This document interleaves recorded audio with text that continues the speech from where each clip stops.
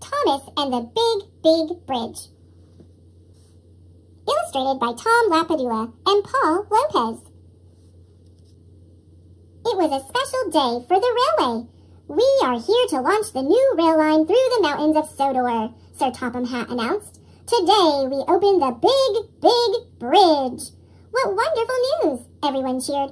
The mountains were beautiful. The people of Sodor couldn't wait to visit them. Everyone wanted to see the Big Bridge. It had towers so high, the tops touched the sky, and the valley beneath was so deep that when you were on the Big Bridge, you could barely see the ground. Thomas was excited about the new rail line. This really is a special day, he said happily. Then Henry chugged up to Thomas. The big engine frowned. Thomas and Henry chugged to the platform. Gordon, the express engine, was already there. His coaches were full of passengers. Annie and Clarabelle were soon hitched behind Thomas. Hurry, hurry, they called. All aboard, cried the conductor.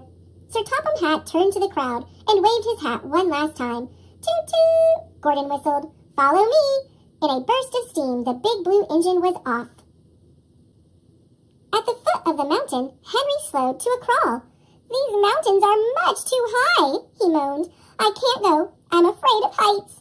Don't be silly, said Thomas bravely. I'll be right here behind you. But Henry didn't budge. He was very nervous, and that made Thomas nervous too. Come on, Thomas gently pushed Henry. We have to go. The brand new tracks were smooth and shiny, but Henry barely moved along them. The truth was, Henry didn't want to reach the top of the mountain, because then he'd have to cross the Big Bridge. If Percy and James and Henry are all afraid, thought Thomas, maybe I should be frightened too. Finally, Thomas and Henry arrived at the top of the mountain. There it was, the Big Bridge. And it was high. It was windy up there too. Very windy. I won't go, Henry declared. But we have to cross, Thomas said bravely. Our passengers want to see the mountains on the other side. Hurry, hurry, Annie and Clarabelle cried. The coaches were so excited that Thomas had trouble keeping them in line. Thomas searched the tracks ahead. Gordon was nowhere to be seen. He had already crossed the bridge and rolled into the mountains beyond. Thomas and Henry were alone. I'll go first, Thomas said at last. Then you can follow me, Henry.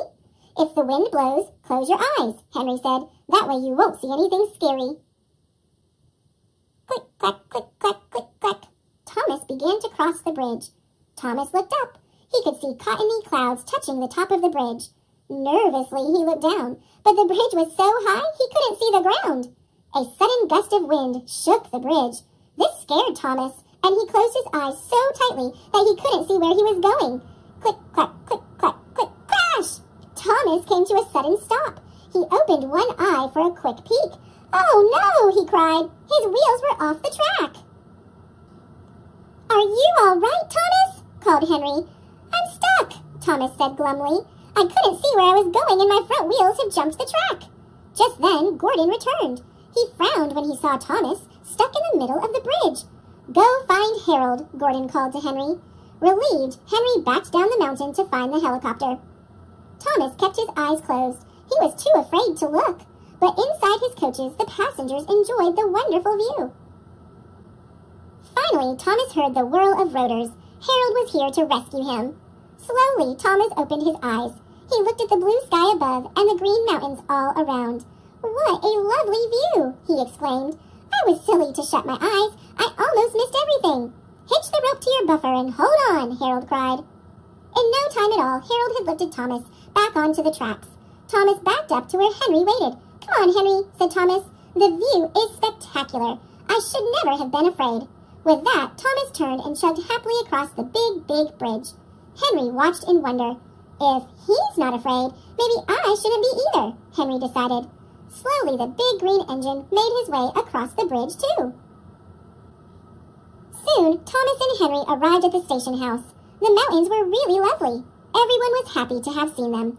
But Thomas was the happiest one of all. He was proud that he had crossed the Big Bridge.